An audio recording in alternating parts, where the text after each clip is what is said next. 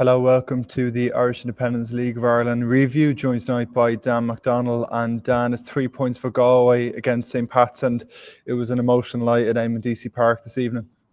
Yeah, it was a good game here. As you say, a lot of emotions around it.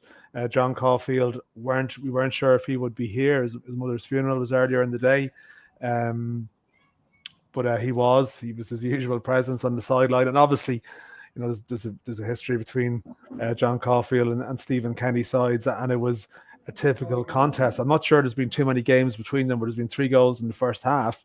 For a while there, it looked like it was going to spill out of control into a sort of a free-flowing goal fest. A little bit more tense in the second half, but I think from Galway's perspective, they'll feel they've earned the points. I know that Stephen Kenny, I've spoken to him. He's unhappy about 2 handballs he believes at crucial times. One in a scramble in the first half, one in the build up to the second goal from Patrick Hickey. And that's certainly a part of the post-mortem from the Pats perspective. I still feel they'd be disappointed. I mean, Jamie Lennon injury beforehand was a problem, and Hickey, he's such a threat. They've switched to a sort of back 3 this year, but he's still sort of arriving in the box in support of a front 2. And I suppose both goals he found good positions, but you'd be frustrated from a Pats perspective. They had a lot of good spells in possession, but second half, Brendan Clark made a good save from Joe Redmond, but not like it wasn't a string of opportunities. And to be fair to Galway United, well, they had less of the ball. They looked dangerous. They had chances themselves at sort of 2-1. So a good contest confirms the view that this is going to be a hard place to come. I know it's a cliche, but it's definitely true here. But yeah, I mean, Pats 1 point from 6, not a great start. Galway 4 from 6, very acceptable. Yeah, for sure. 1 point from 6 for St. Pat's, as you said. Galway, big one tonight. Dan, moving on to champions Shells, making 2 wins from 2, a 1-0 win against Waterford. Mipo Odebeko with the winner in that one. Yeah, I mean, I suppose just following Aidan Fitzmaurice's updates on it, does seem like Shells didn't create a huge amount in the first half after they scored, but they had the goal. And I suppose last year they were a team that, they didn't give up the lead very often. They did last week, ironically enough, but then they got it back straight away.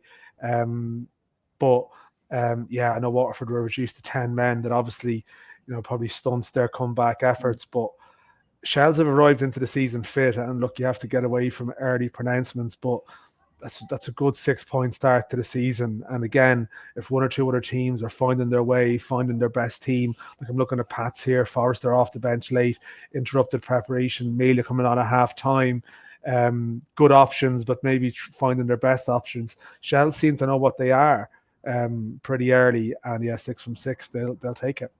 Brilliant start from Damien Duff's men. Dan, Derry suffered defeat at Tolka Park in the opener last week, but they got their first win of the season, 1-0 against Bows. Michael Duffy with an absolute peach of a free kick. But I suppose a lot of the headlines around this game was what happened off the pitch, red cards for both managers in the first half. Yeah, I mean, great goal from Michael Duffy. I should say, I didn't mention what an amazing goal Aidan Keane scored here, by the way. That's a cracker. That's a goal of the month, contender, one of the best goals you'd ever see technique-wise. I'm sure people have seen it by now. But yeah, that Derry City game, just speaking to a few people who were there, it seemed like there was a little bit more spark about Derry, maybe around midfield. Carl Winchester, a couple of their winter recruits who maybe looked a little bit slow or shell-shocked last week. Pardon the terrible pun. Seemed to be a bit brighter this time round. Seems like Alan Reynolds, it might have been kicking the ball away or something. Then I don't know what actually prompted the there's a clip doing the rounds on Twitter. The ball kind of went out on the sideline. Alan Reynolds went to get it. There was a kind of half a shove between him and the player, and then kind of all hell broke loose. Well, maybe that's a bit harsh to say, but it only takes a few seconds, and then there's 20 bodies in, and the referee and stewards, I suppose the referee sent the boat off and wasn't having any of it. So there you go. I mean, I suppose for Bows, it was always a danger that's going to be a real come down. Like, you have the high of Sunday, a game that all your pre-season you're building towards this game, and then 5 days later you're on the road to Derry. It seems like, though, good win on Sunday, but looking at the team selection tonight, still trying to figure a couple of things out, a couple of surprises, a couple of players still finding their way in the league. But yeah, I think for Derry's perspective, that's a really important result because they've a tricky-ish sort of run of games coming up, and just to get those 3 home points on the board is very important for new management. From a Bowes perspective, the Moose still yet to get off the mark in the league as well. Dan, just finishing off, Drogheda 3-0 winners over Sligo Rovers this evening. Sligo obviously still looking for their first win after 2 games. That's I was really impressed with Drogheda at Pats last week, and that's a massive win for them. Yeah, I mean, it's a 4-goal improvement on Sligo's last visit there, but I mean that's a shocker for them, particularly as they go away to Pats next Friday. And they've got no points on the board. They played well against Waterford last week. They've got nothing. That's a tricky start to the season when you've lost a lot of your better players. But I think Drogheda, I mean, there you go. Like Kev Doherty, difficult run up to the season. Lost some big players to injuries, and they haven't critics in his ear as well. Yeah, well, I mean, I think part of that is I think he's using that for his own purposes. Rallying cry, of course. Absolutely, yeah. But look, that's what you do. That's probably experience. But they haven't conceded in 2 games. They've scored 3 goals tonight. They'll know that these are the games that you have to get points from. So it's a huge one for them. I will say briefly, First Division, very briefly. Obviously, their neighbours Dundalk have won. Mad result tonight. Athlone Town 0, Treaty United 5.